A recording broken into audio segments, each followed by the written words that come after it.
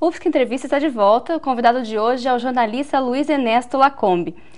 Lacombe, você sempre quis ser jornalista? Como que foi a escolha da profissão? Não. A minha história é bem engraçada, porque assim, eu queria ser escritor, eu queria fazer letras. Assim, mas meu pai nunca gostou muito da ideia, achava que eu ia morrer de fome. E sempre forçou a barra para eu seguir a carreira de informática, processamento de dados. Na época, vou fazer 44 anos agora, então na época era o início do boom da informática, e ele meio que, não vou dizer obrigou, mas fez a minha cabeça para que eu seguisse isso. Então a minha primeira faculdade foi processamento de dados na PUC do Rio, e ele achava também que eu tinha que fazer uma faculdade de base em matemática para compensar, porque achava que só informática ia ser pouco. Então eu fazia estatística na UERJ, na Universidade do Estado do Rio de Janeiro, de manhã, e processamento de dados à noite, tarde e noite, na PUC. Até que eu percebi, óbvio, que aquilo não ia dar certo. Eu já estava trabalhando, inclusive, com meu pai, ele tinha uma empresa de projetos de sistemas e consultoria de organização. Eu tive coragem de dizer para ele, olha, não é o que eu quero. E aí fiquei 6 meses completamente perdido, sem saber o que fazer, até que chegou uma hora que meu pai insistiu que eu fizesse terapia, porque eu estava muito desorientado. E aí, durante a terapia, eu achei que eu podia ser psicólogo. Aí fui fazer psicologia. Aí fiz mais um ano de psicologia na PUC também. Até que, mais uma vez, cheguei, bom, não é o que eu quero, o negócio é escrever. Aí eu vou insistir na história de letras, né? Meu avô materno era da Academia Brasileira de Letras, era um historiador, um grande escritor e tal. Então, desde muito pequeno, eu convivi com muito livro. Ele tinha 30 mil volumes em casa, uma biblioteca enorme. Éramos vizinhos de rua, então foi um avô muito próximo, assim. Eu cheguei pro meu pai, bom, agora eu vou encarar e vou dizer para ele que eu quero fazer letras, literatura brasileira e vou fazer, vou peitar. E não consegui. Meu pai falou, quer escrever? Então vai fazer jornalismo. E assim eu fui fazer jornalismo. Isso já em 87, quando eu entrei na faculdade de jornalismo. Quer dizer, meus caminhos foram bem tortuosos até chegar ao jornalismo. E também nunca pensei em trabalhar em televisão. Eu queria escrever texto para ser lido, não para ser falado. Eu queria trabalhar com impresso, né? Mas aí um professor na faculdade... eu trabalhava na Bandeirantes do Rio. Pô, vai lá na Bandeirantes, tem uma cara boa, uma voz boa. Vai lá, tem um estágio lá, faz lá uma entrevistinha, de repente te chamam, não sei o quê. Eu falei, então beleza, eu tô na faculdade ainda, eu passo um pouquinho de tempo em televisão, vejo como é, passo um pouquinho no rádio e vou pro impresso, que é o que eu quero. Nunca mais saí. Isso foi em 88, eu comecei meu estágio e tô até hoje. E como é que foi a tua trajetória até chegar no esporte também? Aí da Bandeirantes eu fui para a Manchete, porque a Bandeirantes queria que eu me tornasse apresentador aos 23 anos de idade. Eu acho que um apresentador aos 23 é um pouquinho novo demais. Eu acho que a apresentação você tem que ter uma bagagem um pouquinho maior. Então eu deixei a Bandeirantes na época, fui para a Manchete. A Alice Maria, que era diretora da Globo, estava trocando a Globo pela Manchete. Bati na porta, deixei uma fita, como muita gente faz, e ela me contratou. Aí da Manchete a gente teve...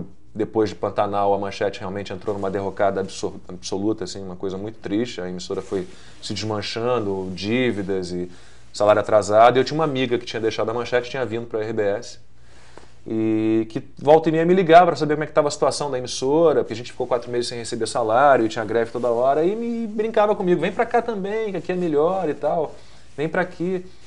E aí um dia eu falei, quer saber? Vou, tem vaga para mim? Tem. E aí vim para a RBS para ficar pouco tempo a princípio, porque minha ideia era Globo Rio, quer dizer, vou para uma afiliada, fico um tempinho na RBS e depois tento voltar, né?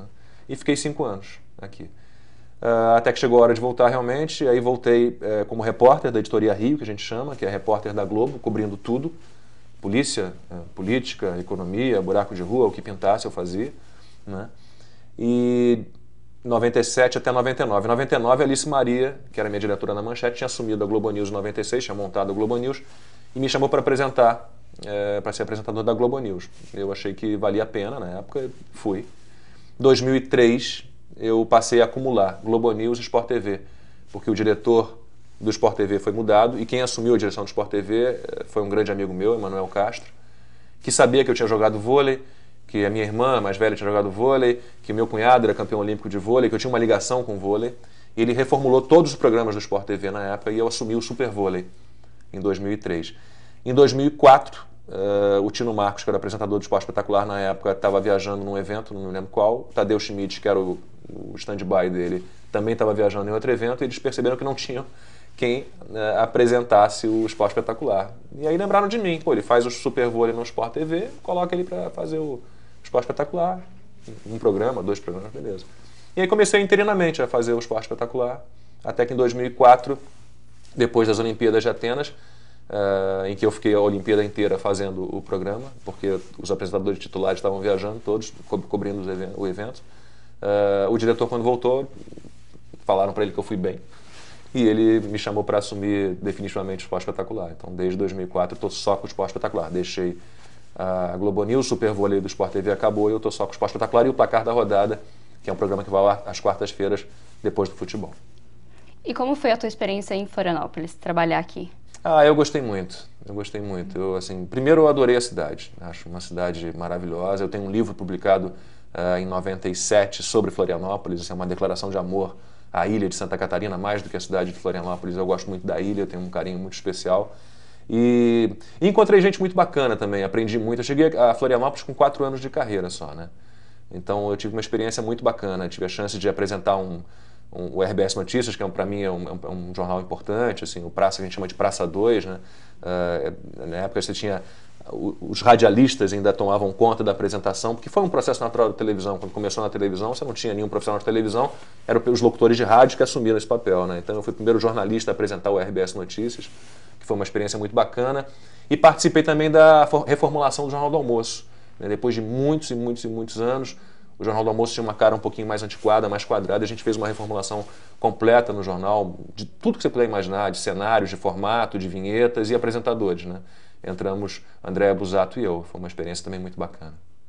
Como é que é a tua relação pessoal com o esporte? Você pratica esporte? Como que você dá isso na sua vida? Eu pratico esporte desde pequeno, mas de novo vou falar do meu pai, assim, como ele gostava muito de influenciar a minha vida, né?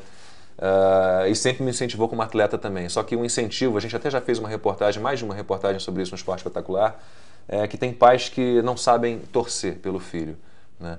Então, infelizmente, meu pai era do tipo que cobrava demais de mim. Então, toda vez que o esporte começava a ficar um pouquinho sério demais, eu era federado, começava a competir, mirim, infantil, infanto, as cobranças eram grandes demais, eu não suportava, então eu trocava de modalidade.